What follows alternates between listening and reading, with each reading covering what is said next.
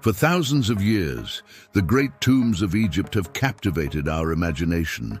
Ever since Howard Carter pried open Tutankhamun's golden sarcophagus, the world has been dazzled by one idea of treasure: gold, jewels, glittering riches.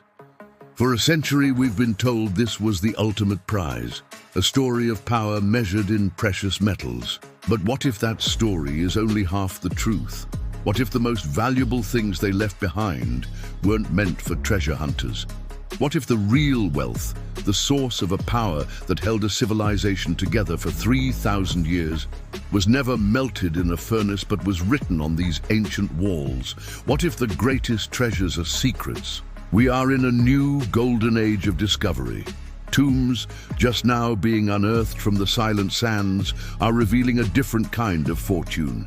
They aren't just filled with artifacts, but with ideas, lost rituals, cryptic symbols, and a complex spiritual technology designed to overcome death itself. These finds are challenging everything we thought we knew about the pharaohs and their power. Join us as we journey into the heart of these recently uncovered tombs. We'll follow the archaeologists on the ground, the true detectives of history, as they piece together a puzzle thousands of years old. We're going to decode the silent language of the dead and uncover the lost rituals that could rewrite our understanding of one of history's greatest civilizations. This isn't a treasure hunt for gold. It's a quest for knowledge, and the secrets we're about to find are more precious than any pharaoh's ransom. Beyond the gold, the real treasure.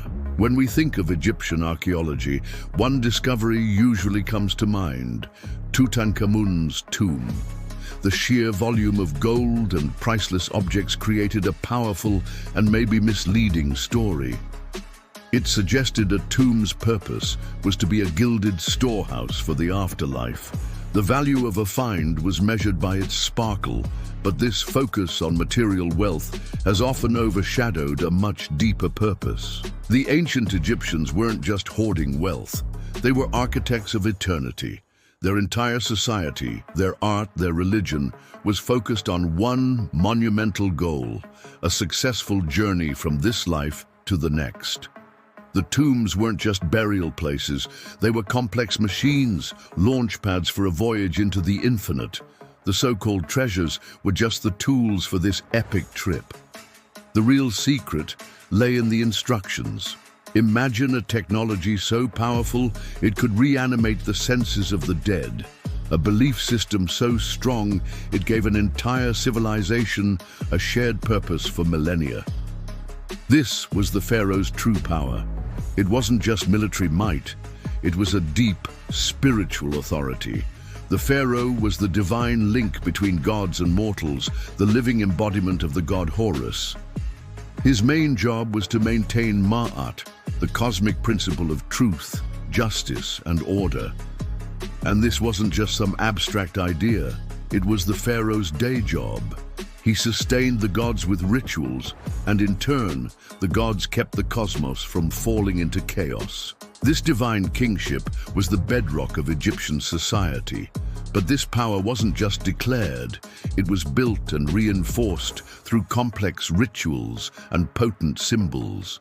And the greatest stage for this spiritual technology was the tomb. The hieroglyphs on the walls weren't just decorations, they were incantations and guidebooks, spells from texts like the Book of the Dead designed to navigate the dangers of the Duat, the Egyptian underworld. The symbols carved into amulets weren't just ornaments, they were active agents of protection and rebirth. The Ankh, a cross with a loop, was the very symbol of life, often shown being held to the lips of the deceased to restore their breath. The scarab beetle was a powerful symbol of creation, representing the god Khepri, who rolled the sun across the sky each day. The Djed pillar, representing the backbone of the god Osiris, offered stability and the promise of resurrection. These weren't passive beliefs, this was an active, vibrant technology of the soul. The Egyptians believed that through the correct rituals and the precise use of these symbols, they could literally engineer an eternal life. The gold was secondary. The real treasure was the blueprint for immortality, and as archaeologists now look beyond the spectacle of royal burials and into the more modest tombs of everyday families, they're discovering this powerful knowledge wasn't just for kings. It was a secret that shaped the lives and deaths of an entire people, a secret we're only now beginning to fully grasp. The detective's work, unearthing a forgotten necropolis. Not every discovery is as famous as the Valley of the Kings. Sometimes the biggest secrets are hiding in plain sight. Our story now takes us to the sun-scorched hills on the west bank of the Nile, near the modern city of Aswan. For years, this area was mostly known for a modern landmark, the Aga Khan Mausoleum. But something much older was waiting right underneath. Beginning in 2019, an Egyptian-Italian mission led by Dr. Patrizia Piacentini of the University of Milan began investigating the site. They were initially drawn by signs of looting, a sad but common starting point for modern archaeology. What they found was beyond anyone's expectations. It started with a few broken-into tombs, but the team's trained eyes saw more. They noticed dark patches in the sand, a sign of buried structures. As Piacentini recalled, it was pure archaeological instinct. "Let's try here, I think there's a tomb." She was right. In fact, there were hundreds. Over 5 years of painstaking work, the team uncovered a massive, sprawling necropolis, a city of the dead covering over 25 acres. This was the missing graveyard for the people of Greco-Roman Aswan. We knew the people of the Greco-Roman period in Aswan had to be buried somewhere, Piacentini explained. Now we do. But it was only in 2024 that the true scale of the site became clear. They unearthed dozens of new tombs, revealing this was no ordinary burial ground. Unlike necropolises built on just a few levels, the Aswan site is a vast, multi-level complex cut into the hillside, a metropolis of tombs that held thousands of people. This discovery is adding a whole new chapter to the region's history. The work is slow and incredibly delicate, brushing away the sand of millennia gram by gram. Inside the tombs, they found something far more intimate than gold: families. They found mummies of children buried next to adults. One find was first thought to be a mother and child, but analysis revealed they were two brothers buried with their parents, a tragic snapshot of a family's fate. These family tombs are incredibly important.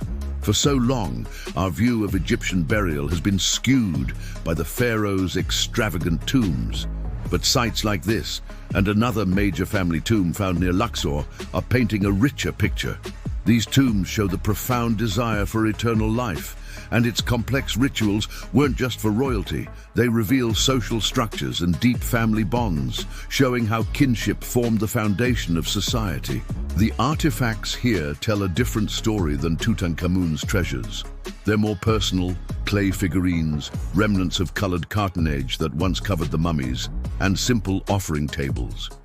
In one tomb, they found two bodies mysteriously joined together inside a single stone sarcophagus, a puzzle the team is still working to solve. But maybe the most revealing discoveries are those that speak to the lives these people lived. Studies on the remains show many suffered from infectious diseases and malnutrition. A startling 30 to 40% of those buried here died young, from newborns to teenagers. This necropolis isn't just a collection of tombs. It's a vast library of biological and social information, a silent testament to the realities of life in ancient Egypt.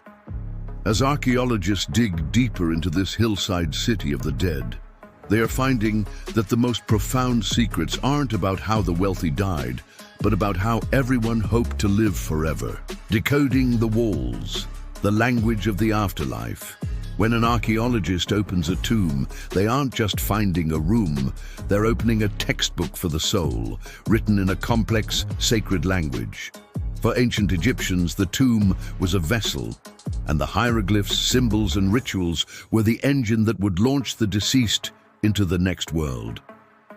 To understand their secrets is to understand the engine of their civilization.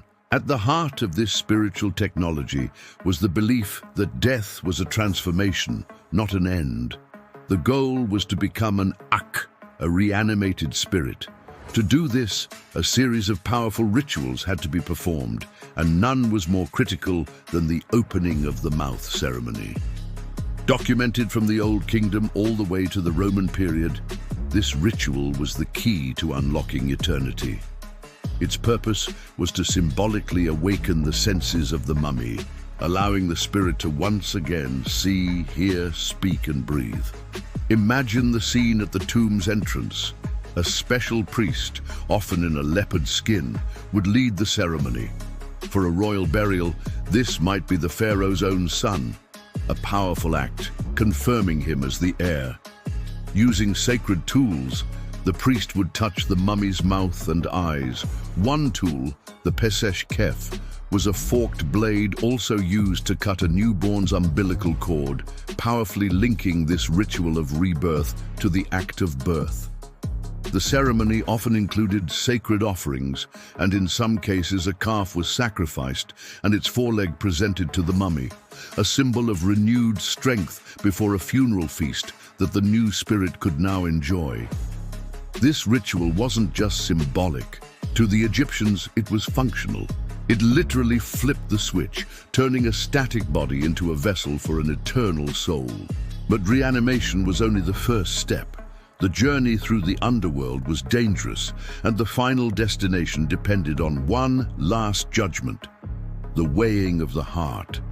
The Egyptians believed the heart was the seat of a person's intelligence, emotion, and memory. It was the one major organ left inside the body during mummification because it had to be the key witness in the Hall of Ma'at. In this final courtroom, presided over by Osiris, god of the underworld, the deceased faced a great golden scale. The jackal-headed god Anubis would place the person's heart on one side.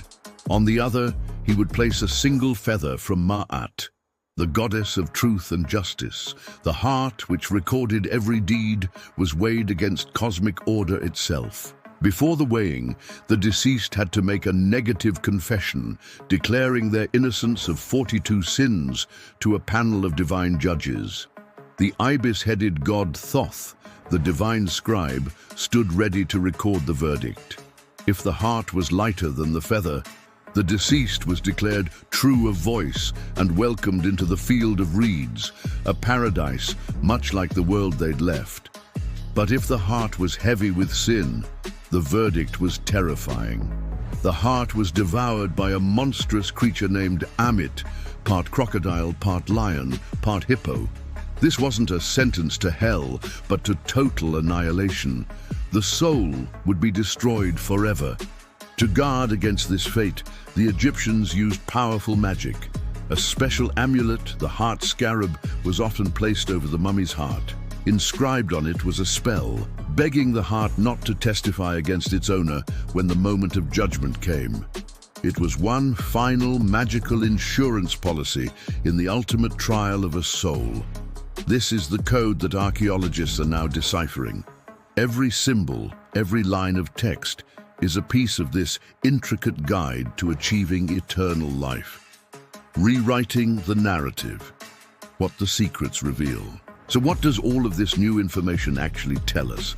It's forcing us to rethink almost everything we thought we knew about ancient Egypt.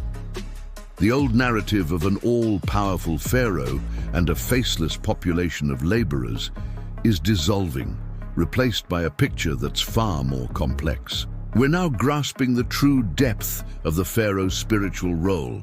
He wasn't just a king who was also a priest. He was seen as a divine channel between the mortal and heavenly realms.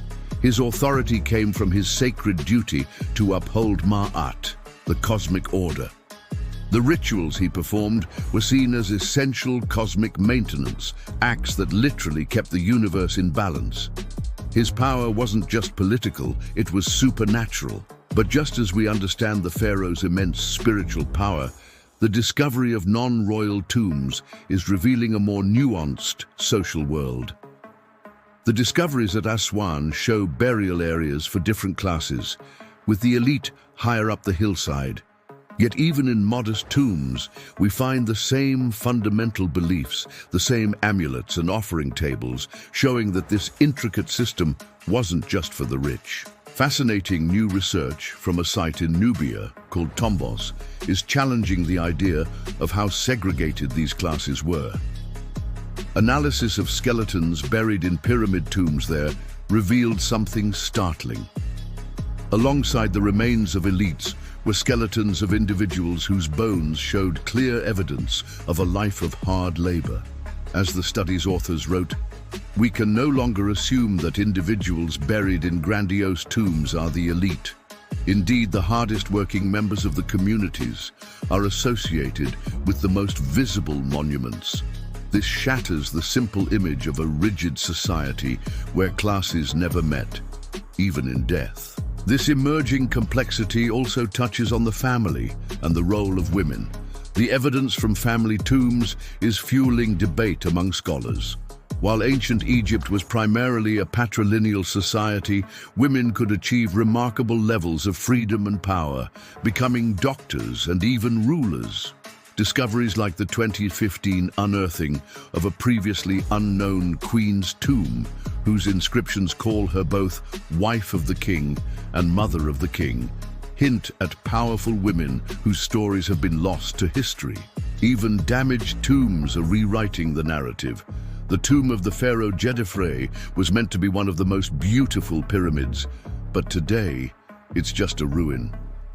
For years, it was assumed Romans quarried the stone, but some now theorize Egyptians themselves destroyed it out of spite for an unpopular ruler, a hint of political turmoil.